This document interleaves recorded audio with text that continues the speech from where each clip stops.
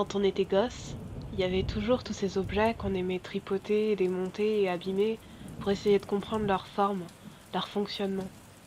Et parmi ces objets, il y en avait des particulièrement frustrants, ceux avec un liquide à l'intérieur. Comme ces thermomètres, ces boules à neige, ou ces porte-clés avec des bulles qu'on pouvait presser à travers le plastique, ces verres à double paroi sur des personnages de dessins animés avec des confettis qui flottaient quand tu les secouais. C'était un liquide qui était à la fois si proche et si lointain de soi. J'avais tellement envie de le faire couler dans la paume de ma main, de sentir si c'était visqueux, particulier, bizarre. Je secouais l'objet dans tous les sens, dans l'espoir que quelques gouttes en tombent. Et en fait, en me concentrant bien, j'ai le souvenir que ça a dû m'arriver de casser un truc et d'en faire sortir cette substance. Et probablement d'en ressentir une grande satisfaction, suivie de quelque chose comme un sentiment de frustration encore plus grand. Comme si, quoi qu'il arrive, cette substance m'échapperait toujours. Comme si, quoi que je fasse, elle resterait dans une sorte de plan interstitiel entre le monde de l'objet et celui de ma peau.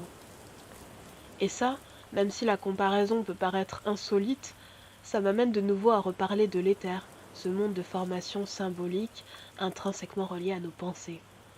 Puisqu'en essayant de comprendre de façon plus profonde le fonctionnement de ce substrat, j'ai toujours un peu la sensation d'être en contact avec cette substance que je retrouvais dans les objets et qui me frustrait tant tout en me fascinant. Parce que ce que j'ai découvert, c'est que dans ma tête, il y avait de l'éther. Alors quand je dis dans ma tête, c'est pas dans mon cerveau ou dans mes neurones, dans les particules subatomiques qui composent l'intégralité de ma boîte crânienne. Non, dans ma tête quand je regarde en moi, quand je fais la sensation générale de moi-même, en comptant la manière dont je ressens tout le reste de mon corps. Dans les images qui se créent dans ce que je nomme ma psyché, les émotions qui me traversent et font vibrer l'unité d'existence que je suis.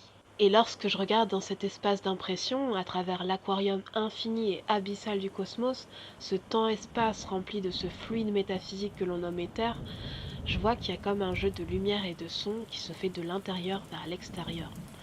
C'est une expérience quasi paranormale dont nous n'avons même pas réellement collectivement conscience, ou tout du moins que nous interprétons de manière incomplète. Quand nous pensons, ressentons, nous percevons à travers une fenêtre très occulte et opaque, très déformée du réel, mais qui nous permet d'avoir accès à une version intérieure de l'univers. Et c'est comme plonger dans le liquide des lampes à lave. S'immerger au cœur de cette version hallucinée et rêvée du cosmos, dans un espace d'idées et de sensations qui, comme un matériau à part entière, se consolide en plusieurs couches. Je ne vais pas revenir ici sur tout le processus de création de la sémantique cosmique qui permet à tout de s'écrire et de se parler. Par contre, j'aimerais évoquer le fonctionnement de l'aquarium, comment il se stratifie, comment il bouge et fait circuler l'information dans les formes jusqu'à un monde matériel de manifestation. Comme dit précédemment, on peut se représenter cette plage initiale, ce réservoir de lumière qui tremblerait, se déploierait et perdrait de l'information comme si la présence faisait un rejet d'elle-même, se dissociait. Dans l'ombre, la zone de contraste qui émergerait, il y aurait comme un flash, un flamboiement, une substance ignée, froide et lactescente qui s'allumerait derrière tout ce qui va se créer. Cette lumière irradiée et saturée, vibralisée par le mouvement en vortex, deviendrait alors progressivement un élément à part entière. Il serait d'abord un espace d'apparition pure, traversé de flux subtils, où chaque variation infime revêtirait une signification et une connotation particulière, étant proche de l'essence même de l'information qui le dynamiserait. On pourrait se le représenter comme une sorte de vapeur ou de nuage animé par des oscillations incessantes, des tensions et des relâchements, où chaque mouvement, aussi imperceptible soit-il, laisserait une empreinte, un écho de lui-même, une onde d'information qui modifierait l'ensemble du champ. Se chargeant de bruit et ralenti par ce dernier, la présence emmagasinerait de l'information pour la décharger et la redistribuer en faisceaux lumineux, donnant ainsi naissance à une forme primaire d'électricité qu'on appellera le vril. J'ai décidé d'utiliser ce mot, quand bien même il est historiquement assez négativement connoté par rapport aux nazis qui ont recherché une énergie du même nom dans le but d'assouvir leurs idées mortifères de domination. C'est en fait un terme que j'ai parfois entendu dans des milieux ésotériques, plus ou moins bien employé selon les personnes. À l'origine, il est amené dans l'œuvre de l'écrivain britannique Bulwer Lytton en 1871, où il est décrit comme une énergie primordiale et électrique antérieure à l'univers physique et qui serait source de vie. Et probablement d'autres trucs qui m'intéressent pas trop en vrai. En fait, le mot me parle vraiment parce que dans sa consonance, il amène l'idée de manière très signifiante d'un vortex d'information en train de tourbillonner et de se charger électriquement comme une pile. De quelque chose qui foudroie sans détour, qui envoie de l'énergie. Et évidemment, on l'aura compris, le vril, c'est du viril à l'état brut. C'est carrément du 1 métaphysique. Il porterait donc en lui-même la dynamique masculine de l'éther, froid, intense et électrique, et qui dissout et casse les formes, mais aussi qui se décharge dedans et pousse une géométrie, des motifs, un verbe en elle, les organisant et les structurant, les rythmant, se générant à partir de la diffraction de l'information primordiale et créant une sorte de flottement de lumière. Il serait en constant échange avec la plage d'information et dynamiserait les strates les plus basses de l'éther en y redistribuant de l'énergie. Mis en rotation par le vortex initial, ce vril absorberait du bruit et prendrait de la charge, se ralentirait, passant d'un état vaporeux et électrique à un état plus liquéfié et dense. Il se changerait alors en une substance qui a absorbé de la mémoire et est devenue plus magnétique, formant un éther plus condensé, cohésif, davantage capable d'agréger et de recevoir l'énergie. Il deviendrait alors ce qu'on nommera ici de l'orgone, une version polarisée du vril et sa contrepartie plus féminine si on peut dire. C'est donc ce fameux zéro métaphysique. L'orgone est un concept développé par le psychanalyste autrichien Wilhelm Reich dans les années 1930. Il la décrivait comme une énergie vitale, omniprésente dans la nature, influençant notre santé et nos émotions. Il provient à la fois des mots orgasme et organisme. Bien que ses tentatives de guérir les maladies grâce à des accumulateurs d'organes aient été infructueuses et scientifiquement réprouvées, ses idées montraient qu'il avait, selon moi, probablement compris un des aspects de l'éther. Cette dynamique, le versant magnétique et féminin de l'éther, serait donc une version descendue et compactée de l'information. On aurait ce tournoiement de lumière qui se déploierait dans de la mémoire et qui se ralentirait pour devenir progressivement une sorte de matrice, plus opaque, plus ferme, comme si l'espace du vril, cette plaine de nuages électriques, se mettait à pleuvoir, créant un réservoir, une jauge de lumière aqueuse. Cette cuve serait comme une sorte d'océan primordial, une mer dans laquelle les formes et motifs vibratoires sonores et lumineux peuvent s'agréger sans être immédiatement dissous, générant un espace très malléable et foisonnant. Chargé de vril, il est à la fois magnétique et électrifié, un liquide amniotique où des géométries dynamiques, des fréquences profondes, ainsi que des couleurs intenses et pures sont nées du jeu d'interférence entre l'ombre et la lumière, créant un espace de sensation à part entière. Cet océan est à la fois un bain de création et un réservoir de possibilités, un incubateur dans lequel les motifs vibratoires font penser à des idées à leur premier stade, et c'est comme s'il portait en lui-même les prémices de toutes les identités à venir. Ensuite, il y aurait petit à petit une sorte de subdivision qui se créerait au sein de cette mer d'organes. En perdant de l'information et en accumulant de la mémoire, elle enregistrerait les structures comme si elle captait et stockait les empreintes des formes et des agrégats. Cette prise de charge amènerait une sorte d'altération de son état. Plus compacte, plus visqueuse, elle serait comme un fleuve qui s'alourdirait de sédiments au fil de son cours. Perdant en fluidité et en luminosité, la circulation d'informations serait réduite et elle s'opacifierait, rendant le milieu plus dense et plus boueux en quelque sorte. Comme s'il y avait une sorte d'obstruction du mouvement du vril, l'énergie est plus enlisée, contrainte, déformée par rapport à son état originel. Portant en elle cet aspect très magnétique, aimanté, l'orgone oscillerait en permanence entre deux pôles en positif et négatif. Évoquant la chaleur et la fermentation, elle serait expressive et explosive, porteuse de créativité autant que de chaos. Tandis que le vril évoquerait un feu froid, l'orgone se rapprocherait davantage d'un feu chaud. En se compactant, elle donnerait naissance à cette fameuse métamatière, créant un écosystème symbolique coloré et foisonnant de textures et de formes psychédéliques dans lequel le vril impulse un mouvement vivant et où des formations agrégées commenceraient à développer une intention et une volonté propres, devenant des entités simples et primaires soutenant des processus de vie. À l'image de l'univers artistique de la chanteuse Björk, Cette matrice de rêve est vibrante, sonore et orgasmique, oscillant entre poésie et folie. En effet, sa musique, faite d'expérimentations vibratoires, d'architecture sonore enchevêtrée et de rythmes organiques et imprévisibles, est une bonne illustration de cette connexion encore palpable de l'orgone avec le vril. Un verbe semble constamment en mouvement dans la forme, générant à travers elle des géométries variées et asymétriques, des décors peuplés de structures fines et bizarroïdes en perpétuelle métamorphose. Dans cet univers, l'orgone, bien que polarisé, se réinvente continuellement et conserve une plasticité créative qui lui permet de faire émerger de la nouveauté, du singulier et de le fixer partiellement tout en restant malléable. Les environnements de type björkien sont, selon moi, une bonne manière d'appréhender la vie extraterrestre dupliquée sur d'autres espaces-temps et refaçonnée en plein d'idées différentes et mondes à part entière qui ont leur propre logique. En revanche, lorsque l'orgone se charge trop en mémoire, elle se polarise en négatif et perd ce point de contact avec le vril qui lui permet de rester intelligible et stable. Se désynchronisant de ce qui la maintient cohésive, elle crée des distorsions, des formes diffractées et incapables d'absorber véritablement de la lumière.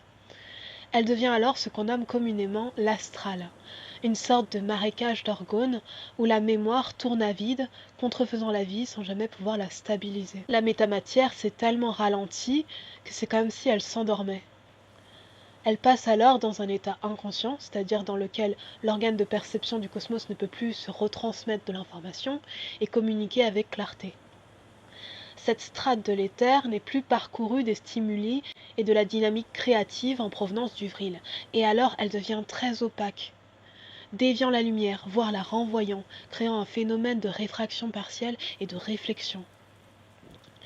À la manière de nos océans pollués qui s'acidifient et qui font apparaître une surpopulation de méduses, cet orgone, saturé de mémoire stagnante, devient un terrain propice pour un certain nombre d'entités parasitaires et de formes de vie quémandeuses en énergie psychique.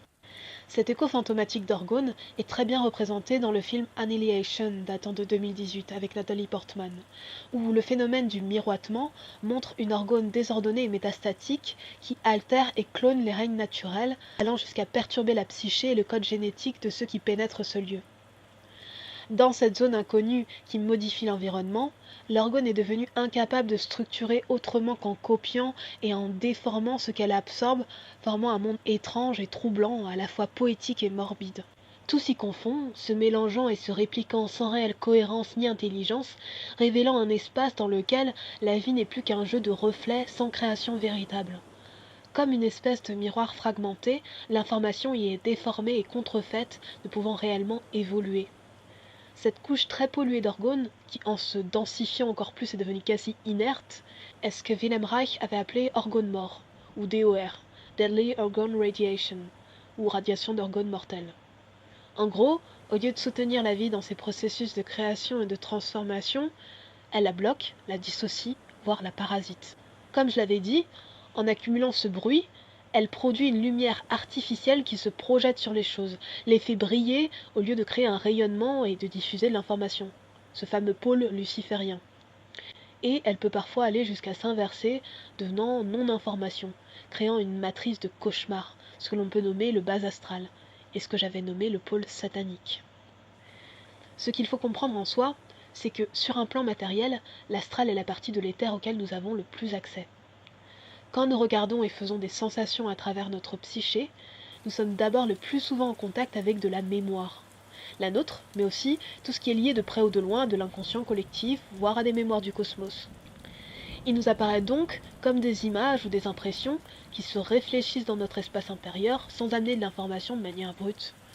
Cela nous relie assez facilement au monde des choses, cette population d'entités qui pullulent dans un éther opaque et boueux, enregistrant des données de façon non intelligente et colonisant nos espaces psychiques en y faisant apparaître des mirages sonores et visuels plus ou moins contrôlés qui prennent telle ou telle forme selon nos systèmes de croyances. Ces entités ne peuvent exister qu'en récupérant de l'énergie qu'elles n'ont pas pu créer par elles-mêmes, étant privées de ce contact avec la présence dynamisante. Elles produisent de l'absence et cette fameuse interférence grésillante en nous, ce qui peut conduire à des pathologies mentales plus ou moins conséquentes selon les personnes. Une métamatière aliénée et aliénante qui amène de la dysphorie, de la dissonance, car l'information est sans arrêt déviée. Si on voit la chose de manière plus allégorique, en remplaçant l'orgone et le vril par des archétypes féminins et masculins, il y a une sorte d'histoire qui nous est narrée, et qu'on peut retrouver dans certains récits bibliques, mythologiques ou encore dans des traditions ésotériques. Déjà parce qu'il y a cette prise de mémoire, cette descente en vibration du vril et quelque part cette dispersion d'informations, il y a une séparation entre le masculin et le féminin, un peu comme la Ève biblique qui est créée à partir de la côte d'Adam. Ensuite, si on allégorise l'orgone comme un être féminin, sans forcément qu'il ait un sexe, mais qui évoquerait abstraitement quelque chose qui a à voir avec le féminin, elle chute et se ralentit en emportant avec elle ce qui provient d'une sorte de trauma cosmique, ce bruit, ce déchirement d'informations, cette perte, cette mémoire, et l'utilise à la fois positivement et négativement. Positivement parce qu'elle va pouvoir créer des matrices vives et fertiles rythmées par le vril qui se déploie en elle comme une force dynamique. Se génèrent alors des terrains d'expérimentation purs, très colorés et inventifs, amenant énormément de sensations et de qualia, et par conséquent très intéressants pour l'organe de perception qui peut halluciner au travers de subjectivités différentes, créant des espaces psychiques singuliers. Mais aussi, négativement, parce qu'en prenant trop cette espèce de glu magnétique en elle, elle s'inverse et disperse l'information, se mettant à la réfléchir, à la diffracter au lieu de l'absorber. Cela produit des mondes morts ou très endormis dans lesquels des forces inconscientes se répliquent, engorgent et polluent l'éther, comme s'il était tapissé par une colle opaque. Naît alors une métamatière altérée et aliénante, qui, par un jeu de miroitement, est captée dans l'espace psychique collectif, créant un aveuglement et une confusion mentale qui faussent la perception et amène une information partiellement vraie et souvent distordue et contrefaite. Lorsque le vril et l'orgone se mettent en harmonie l'un avec l'autre, ils forment un équilibre subtil entre deux dynamiques complémentaires. Le vril incarne la justesse, la ligne directrice, la force stabilisatrice qui accorde et structure le réel comme un diapason, qui remet de la clarté. L'orgone amène à ce qui est expansif, à la vitalité, à la sensualité, à ce qui vibre et se déploie dans la jouissance d'exister. Elle est cette mer intérieure, cette all blue qui féconde tous les codes et idées en potentiel qui ont été poussés en elle, devenant un fleuve et ainsi un terreau fertile pour tout créer, pour accoucher des nouveaux mondes. Le vril a besoin de prendre corps dans un espace symbolique pour pouvoir se manifester, s'étaler dans des géométries plus stables et créer des sortes de circuits électriques, des mandalas dans lesquels se diffuser. Et puis amener une sonorité dans un espace sensuel et magnétique, qui la rejoue et comme sur la crête de vagues la met en oscillation, la déforme, créant tout un monde de fréquences et de couleurs hyper signifiantes. Ensemble, ils créent une synergie entre la solidité et la souplesse, la quête de son identité profonde ainsi que la création de l'ego et l'expérience sensorielle du monde et la capacité d'en générer de nouveau, le masculin et le féminin. Par contre, lorsque se crée une perte de contact entre les deux et un déséquilibre, le vril ne peut plus se diffuser avec justesse dans les matrices de l'orgone, il devient une lumière trop concentrée et agressive qui foudroie et annihile toutes les concrétions par son intensité. Il écrase et comprime, devient destructeur parce qu'en voulant pousser du son dans quelque chose qui n'est pas assez réceptif, il le fait imploser, perturbant l'équilibre délicat des écosystèmes qui se sont structurés pour accueillir la vie. L'orgone, quand elle n'est plus en complémentarité avec le vril, devient anarchique, dispersée et explosive. Elle génère alors chaos magnétique et instabilité, se clonant sans intelligence, incapable de se structurer ou de canaliser de l'information pour façonner des mondes cohérents. Ainsi, le vril sans orgone devient une force de dissolution absolue, tandis que l'orgone sans vril se perd dans un désordre incontrôlé. Pour recréer un équilibre entre les deux, le vril doit se diffuser progressivement dans l'orgone comme si un être masculin partait à l'aventure et à chaque étape de son trajet recréer une lumière dans ce qui s'est obscurci. Comme s'il devait descendre un escalier et pénétrer chaque strate de vécu, chaque histoire l'une après l'autre, pour respecter et comprendre toutes les structures qui se sont formées, tout en amenant en lui-même la possibilité de les faire évoluer. concentrer son énergie petit à petit dans chaque forme en faisant varier l'intensité et amener un flamboiement dans les matrices endormies et éteintes de l'astral afin de dissoudre ce qui est mort et inconscient, parasitant, pour les allumer et les revivifier. En refabriquant cette électricité qui dynamise toutes ces matrices polluées, l'argone recycle ses morts en quelque sorte et réabsorbe de la lumière, recréant une organicité et une plasticité qui lui permet ainsi de déployer cette sémantique métaphysique dans des créations totalement nouvelles et inventives. Et surtout, elle se métamorphose en se resculptant et en s'enrichissant de ses propres mémoires et traumas. Elle régénère alors le contact avec sa contrepartie masculine et elle peut amener ce que j'aime nommer un scintillement, un éclat qui se dégage des choses, une aura, une lumière adamantine, celle qui provient d'un cristal qui s'est forgé dans les ténèbres.